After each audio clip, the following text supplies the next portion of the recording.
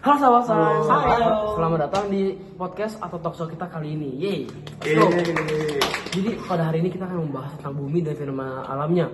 Nah, menurut kalian fenomena alam apa yang kita akan bahas kali ini? Apa tuh? Jadi fenomena alam yang kita akan bahas kali ini adalah sesuatu yang sering kali kita dengar saat hujan deras itu tiba, guys, yaitu petir dari guntur.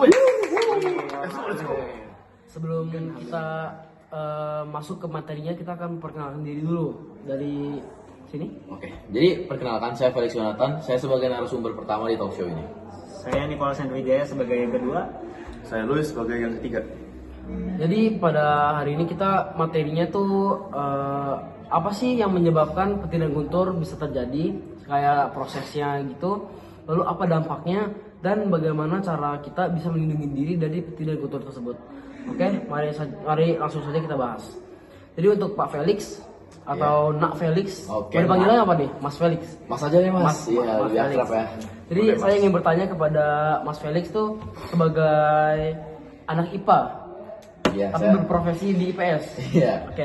Jadi apa penyebab penyebab terjadinya petir dan guntur? Oke, jadi petir dan guntur itu bisa terjadi karena beberapa hal.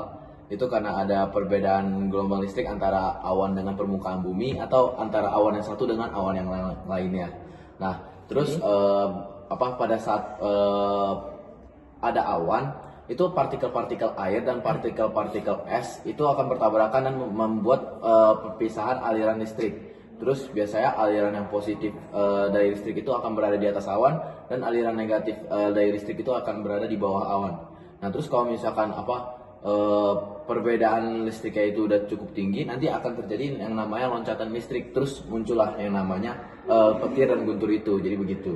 Oke. Jadi sebenarnya fenomena listrik alam ya? Iya. Oke. Di situ kan alam. Oke. Kalau begitu guntur tuh apa hubungannya, Nicholas? Oh iya.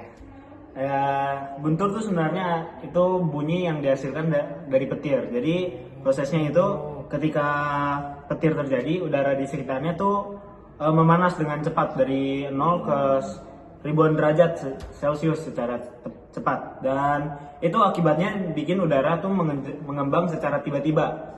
Nah, itu menimbulkan gelombang kejut yang disebut guntur. Makanya itu kenapa petir tuh lebih cepat daripada guntur, karena cahaya itu lebih cepat dari suara. Oh, jadi kita bisa dapat kalau petir tuh fenomenanya yang muncul, kalau guntur tuh suasananya ya? Suara. Iya, Suara. Oke. Untuk Luis sebagai narasumber ketiga, saya ingin nanya tentang menurut kamu apa akibat dari petir dan guntur bagi kehidupan manusia sih?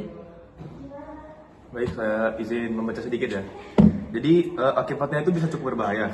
Petir ini bisa menyebabkan kerusakan listrik, lalu bahkan juga bisa mengancam keselamatan manusia kalau berada di tempat terbuka.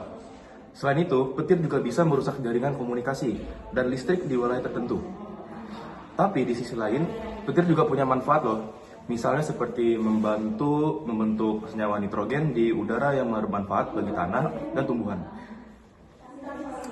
Oke, jadi petir dan guntur ini selain berbahaya tapi juga punya yang manfaat positifnya ya. Iya, betul. Jadi oke. Terima kasih untuk Felix untuk Luis, maaf. Saya masih kurang ingat muka-mukanya walau sudah sering ketemu. Saya Nicholas. Saya Luis. Saya Felix. Perkenalan ulang guys, biar kalian juga nggak lupa. Saya Luis dari narasumber 3. Saya Nicholas dari narasumber yang kedua.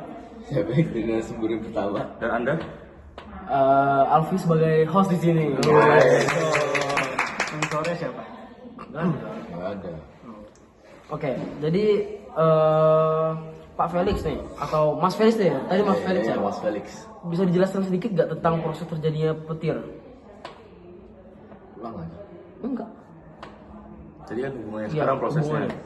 hubungannya. Mungkin sedikit mirip pertanyaannya, tapi yang saya tanya ini sekarang proses petirnya. Oke, jadi tentunya proses itu dimulai saat udara berubah menjadi hangat, terus naik ke atmosfer dan membawa uap air.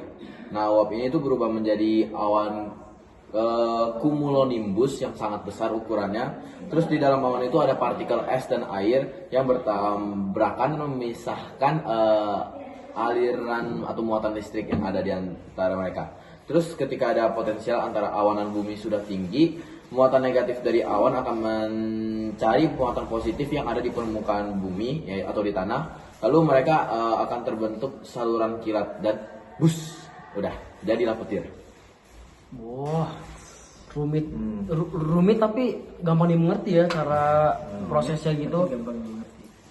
Ya, rumit, Iya, iya. prosesnya rumit tapi bisa masuk logika. Iya, siap. Saya ngerti. Sangat luar biasa ya penjelasannya. Nah, terakhir nih, Nicholas, kira-kira apa solusi atau langkah yang bisa dilakukan untuk menghindari bahayanya petir? Ya untuk solusinya ya saat hujan ya kita di rumah aja, terus hindari di lapangan terbuka atau jangan berteduh di bawah pohon kalau lagi hujan gitu, lagi badai misalnya. Terus kita kalau lagi badai gitu kita bisa mencegahnya dengan matikan alat elektronik dan mencabut colokan listrik.